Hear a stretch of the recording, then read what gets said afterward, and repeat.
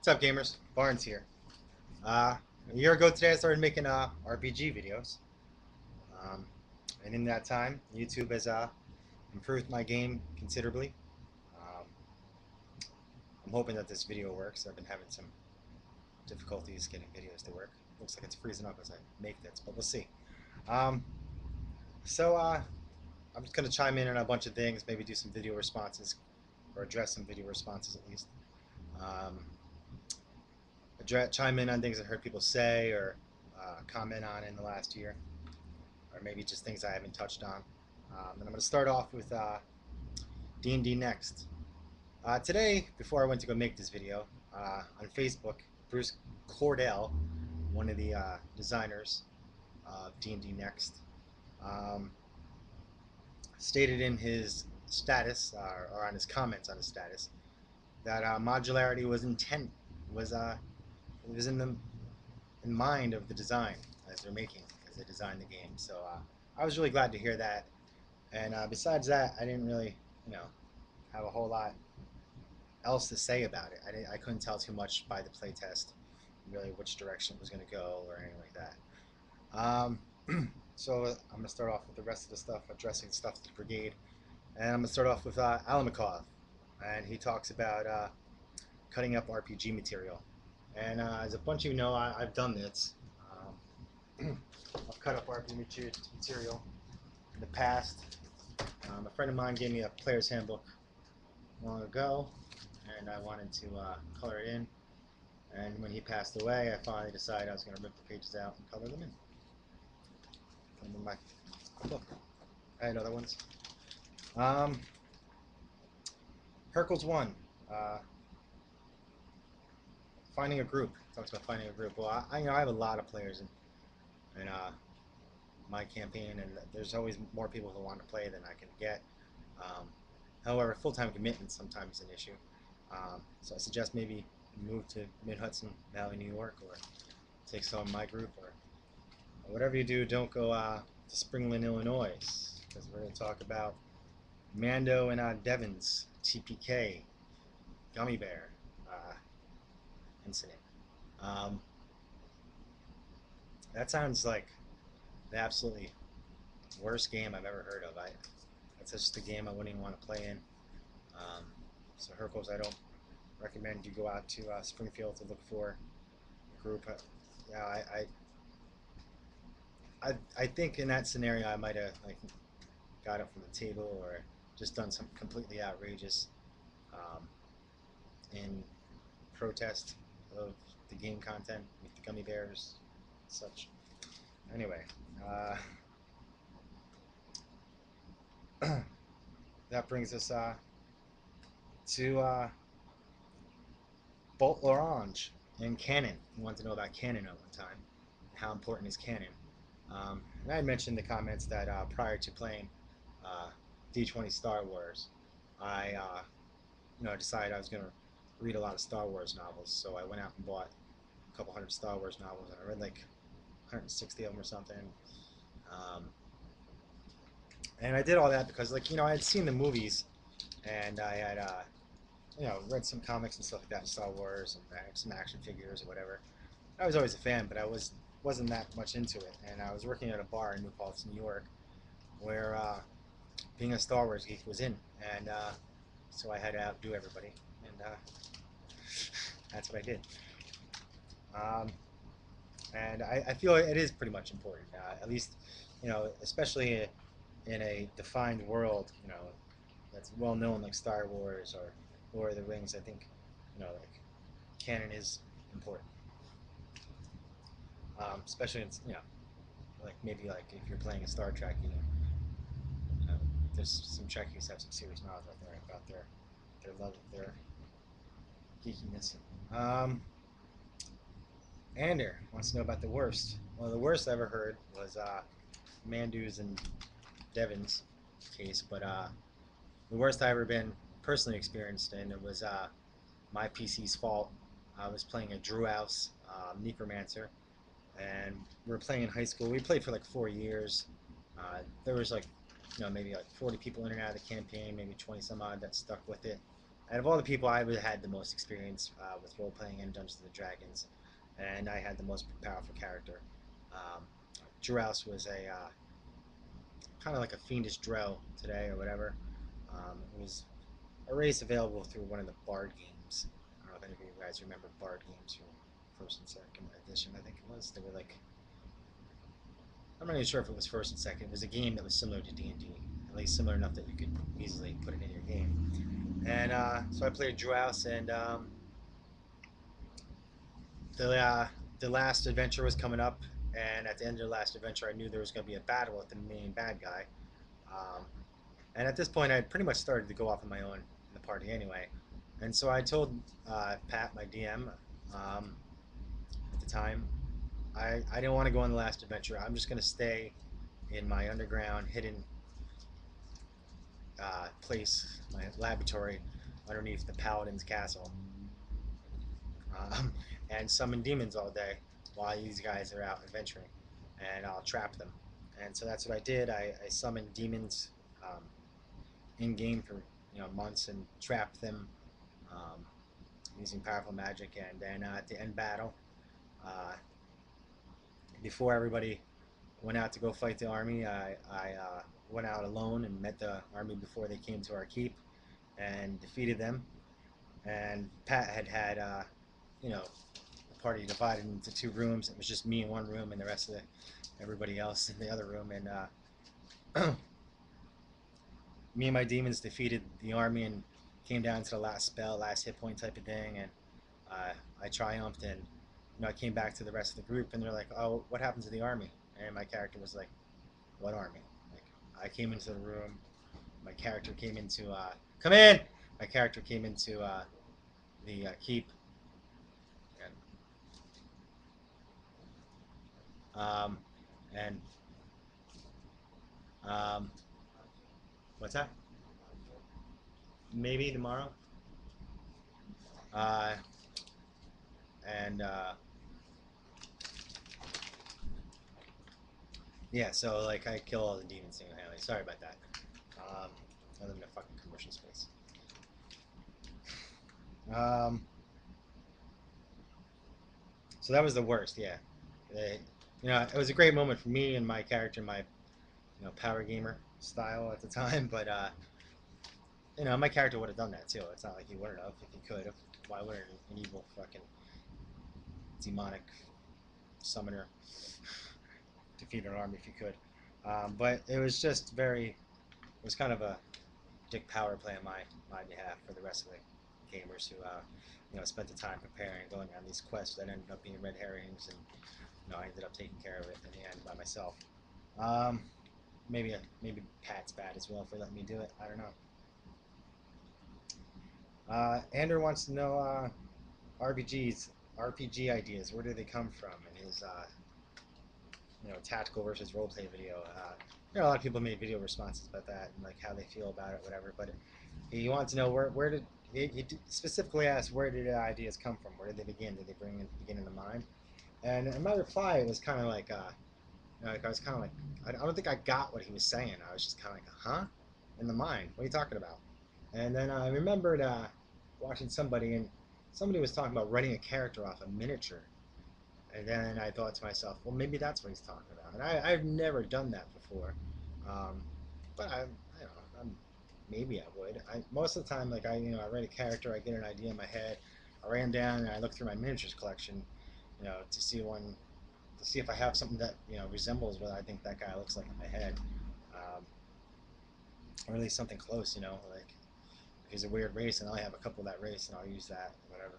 I basically use the closest mini I can, and this week I bought a bunch of Mage Knight minis, and one of my favorite ones I got is this you know large orc guy or pig guy, and I was thinking that kind of sparked. I was like, hmm, maybe I would write something off of this. Um, but I'll adjust like I'll use whatever mini to represent whatever comes in my head rather than try to write something off the mini or avoid scenes because I don't have that mini or something like that. I don't do that. I just play what I want to play, and if the miniatures come close, and that's cool. I do try to get it close. I like doing it. It's a hobby. I like making stuff, and I think it's cool. And my players seem to enjoy it, so I'm running with it. Um, but I don't write off of what I don't write this house. So like write this. Oh, this would be a good cape, and I'll make it so that you have to have stairs to get on it, to get into it, and the only entrance is on the floor. And then I go look at this house and say, oh, I gotta change up to the bottom floor because the house. Now I want to do something like that. All right, what's next? Is Sam on 7 wants to know about Frankenstein. Um, and I did play a Frankenstein game. My players called it Pandora's Box because basically it was a D20 open game. Anything D20. There was no force, um, so you couldn't use Star Wars Force, but you could use a lot of the equipment out of there and some of the feats. And we used D20 Modern and a bunch of third-party D20 books and D3.0 and 3.5 and mixed it all together and played D&D in space basically. And my players liked it a lot. Uh, it's a power gamer's dream, really, mixing games like that. But I would do it again. I just may. Um, EV20 wants to know about my favorite game to run and why, and it is that D20 Frankenstein game, D&D in space. And the reason why is I know the D20 system really well, um, and the D20 system is versatile enough that I can do that. I can run a game in virtually any genre I want to by picking and choosing what to put in. And then Clack Kick Bang, the gentleman gamer, he wanted to know what I wanted from Pathfinder next. And I want Pathfinder Space. Yeah, that's what I want, and that's what I wanted. So I can take Pathfinder and make a Frankenstein game of D&D in space or Pathfinder in space. I think that would be great. Where are we now? Azurk83, defensive metagaming. I agree with Azurk. I think there's, sometimes where metagaming isn't necessary. So, for instance, the very next game after we played the D20 D&D in space, we played D&D. And, just because you play a gnome character who has a lot of knowledge in engineering and you have real world knowledge in physics and engineering doesn't mean that your character, your gnome wizard, uh, knows how to build a laser gun. There's just no laser guns in the world. I think that's where metagaming is good, like getting everybody on the same page. I think that's good. Um, Assuming that certain things are going to be included or not included in the campaign, given the general feel of that campaign. Um, let's see. Uh, 23 Penguins, 32 Brady. He wanted to. He didn't want to know. He talked about NPC name and the name reflecting its function, and that's something I do all the time. Um, Actually, if you go back in any of my PC profiles, I insist they do it as well. If you know, go back and look at those names and investigate them a little bit, you will find that they do have meanings. I think that all names should have meanings. I've even heard, Azric said that he thinks that the name should imply what it does, and I agree. I just don't like it to be so obvious, and I avoid that making it so obvious. Uh, but still, subconsciously, you should realize that hey, that's what this group is about. Um, and like there's lots of ways to do that. And one of the ways I do that, and it's something that Robert Fremantle wanted to know, what is your favorite GM tool? And my favorite GM tool is Google Translate. And the reason why it's my favorite GM tool is because when I am picking out my NPC names, I can make them mean something in reference to what the PC is about in a different language that the characters or the players don't know. So that's my favorite GM tool. And that's why I think name should mean something, but shouldn't be so obvious because I put him in a different language. Where are we now? Ivan Mike. Initiative tied to time in the game. And basically, in Ivan Mike's video, he's talking about he was rolling a D12 and for initiative, and because his D12 come in, didn't get all that much love. What's up, man? Uh, and so he, is tied to D12 into rounds and stuff. Appreciate it, bro. You all right? All right. And so he tied that into uh, his game. Like the T12 represents 5 seconds per round. That's what I'm waiting. That's the only reason why I asked. I got like 6 guys like you. I don't know. I don't know. I'll let you know. I'll write it on Facebook. I don't. Sorry. Yeah. So it's not back or something. All right. And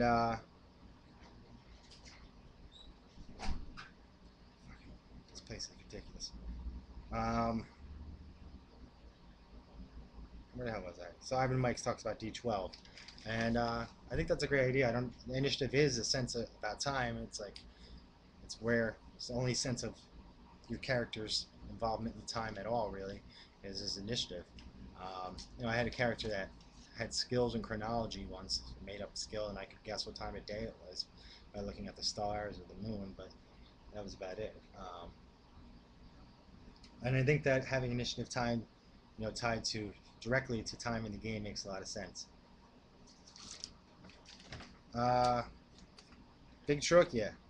DMing controlled PCs. I think DMing controlled PCs is okay, or having an NPC that sticks with the party all the time in small groups, especially like if they don't have a cleric or something.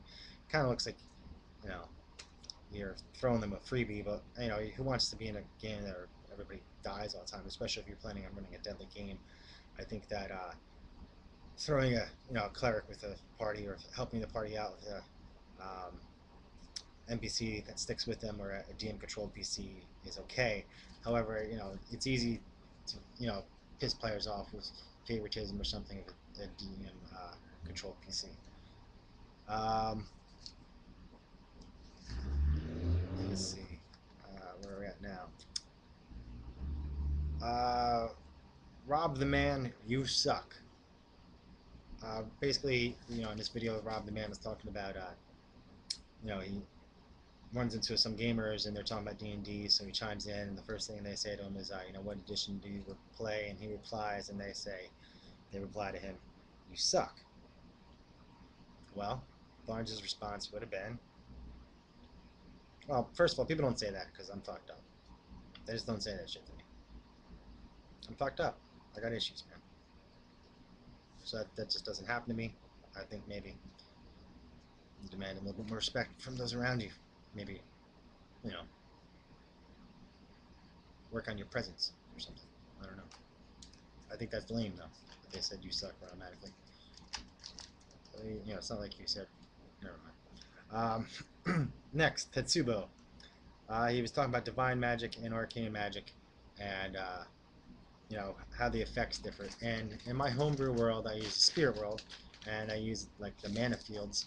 And the Spirit World is basically a transient plane where all spirits pass through on their way to the inner or outer planes, and some PCs can see it, and certain spells leave different marks on it from the material plane. And the mana fields are like they're like a battery kinda, and certain things can be told. So like for instance, what I mean is that say someone casts a spell and the spell has the same effect, and one's arcane and one is divine. Um, Someone with enough knowledge in arcane that does a spellcraft check to my world would be able to tell not only what spell it was and how long ago it was cast and yada yada yada, but who cast it and maybe with what material components was. But at least what faction or school of magic they belong to. Um, and that's how it differs. And also, like, arcane magic in my world, like, works off of like frequency. Like, it's much different than like divine magic, which is more or less it's like a prayer. um, this frequency unlocks like for lack of a better word, like a portal to like the mana fields, which you manipulate uh, through your grimoire, your grammar.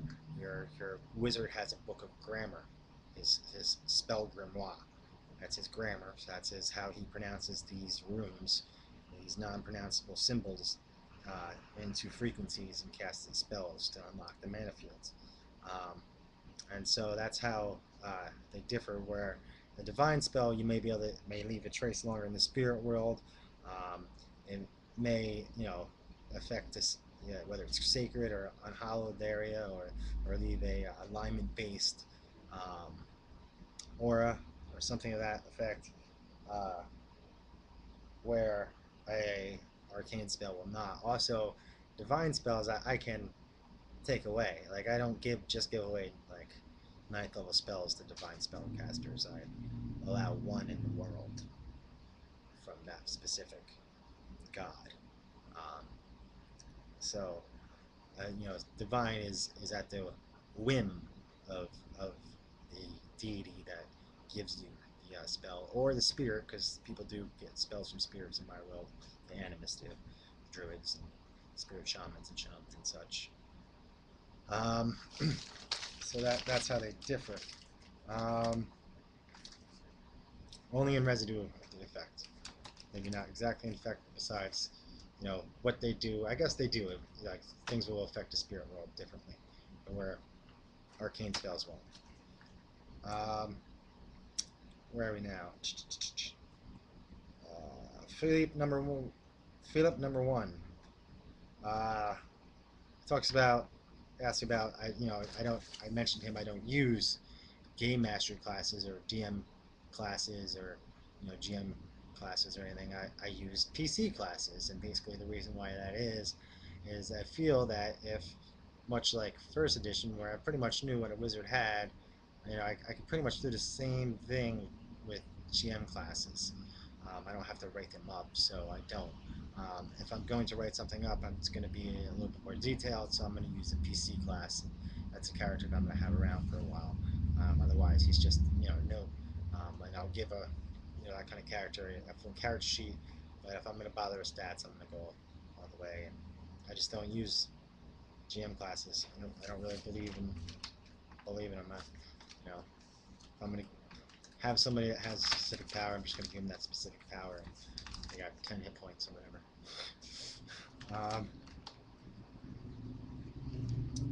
Let's see where we now. Dawnforge cast cross-gendered PCs. Um, this happens a lot. I have some in my group now, and I think that that's part of the fantasy part. It's part of the role play, and I'm okay with it. I don't have a problem with it.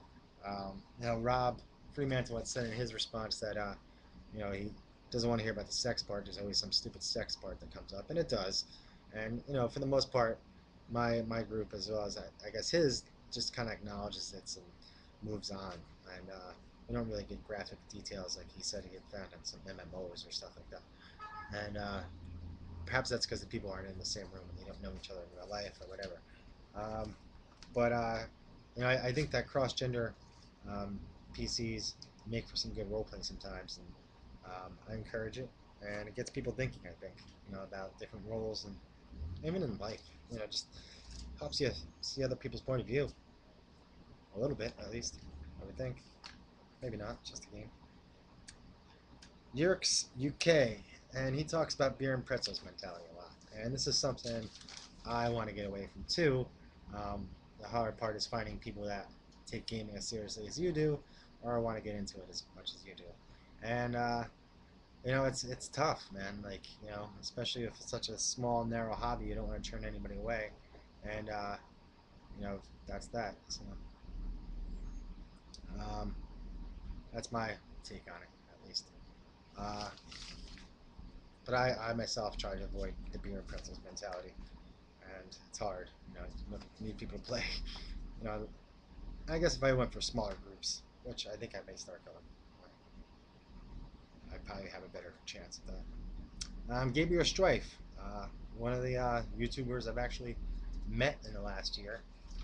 Gabriel Strife had a video about adventure knowledge and group knowledge, and basically in his game, the group has come up with a set list of do's and don'ts that they have decided to write down. And at the time he made the video, they said there was 69 of them, ironically, and they're just a set of rules for survival for his group, I guess, things that they've learned along the way. And I think that's a great idea, and I don't see why more people don't, we should implement that. I might actually start implementing that in my game. However, there's a lot of PvP in my game, and my players love that, so I don't know how much of that group knowledge is really going to get shared. But, if you run a typical D&D game where it's, the 4 or 5 of you against the world, then group knowledge sounds like a great thing. I think that's a cool idea. Lincoln 101 is homebrewing a adventure path. He's homebrewing Skulls and Shackles, I believe, and that's something I've always wanted to do. Um, and I've never done it, but I've given it some thought. I've also thought about lining up modules together to homebrew them, and that's that. And so yeah, I yeah, I wish you the best of luck. I really want to hear about this. Um, I think it's a great idea, and I've never tried it, but maybe I will in the future. The only thing I think about it is like maybe if I got into that much detail, I'd rather just write it myself, and that's something I enjoy most about it is world building and building it building a series of encounters together. So we'll see. But anyway, I'd love to hear about that, man. Let me know how that goes. Onion Kid, when do you roll? Well, for the most part, I only roll when it's needed. And I never roll make them roll if they're role playing. Um,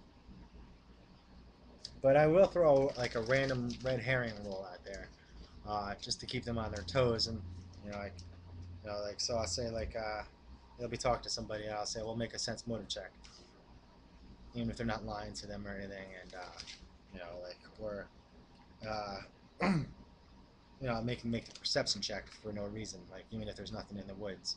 I'll make them think that there's something in the woods because they don't know whether there's something in the woods. And I know some people out there hate red herrings, and I'm making my sense motive check, and I'm zooming in on Aaron. Hates red herrings. Um, let's see, and then talk about big herons. Like he said that Big Hara said that, or BJ Hara. He said that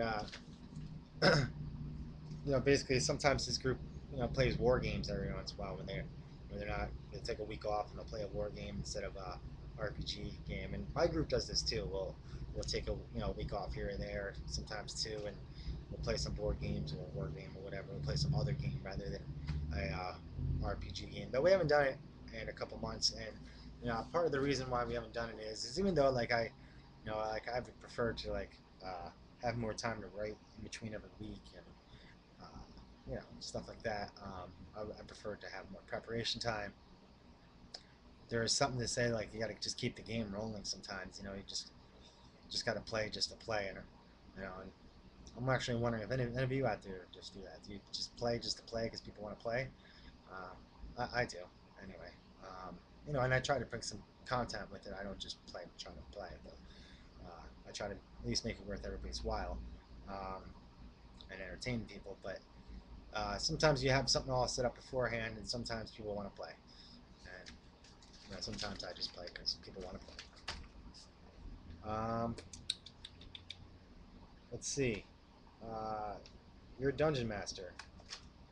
He talks about changing games with his group. He went from playing 4th edition to playing Pathfinder. Now he's talking about maybe going back to 4th, or maybe going back to trying out D&D next when it comes out.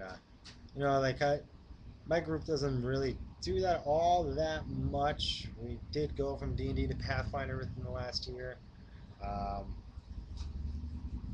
and that wasn't really much of a switch from D&D 3.5 to Pathfinder, and it was kind of just like I don't know, Arcana, a bunch of new house rules. I don't know.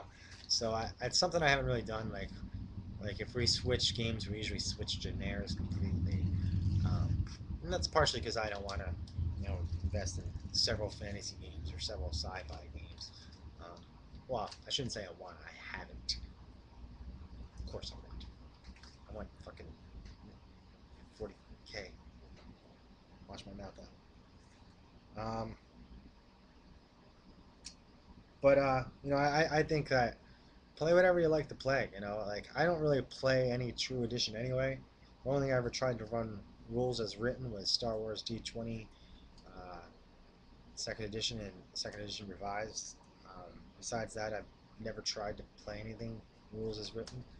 Um, I'm not trying to play Pathfinder rules as written. It's almost impossible for my group, really. We have a lot of house rules. Um, Captain Machine talked about resolutions, and he was saying about things he wanted to change in his channel and stuff like that. Well, things I want to change in my channel. I guess I don't want to curse that much. I guess I don't want to say or at least try to project maybe a little bit more.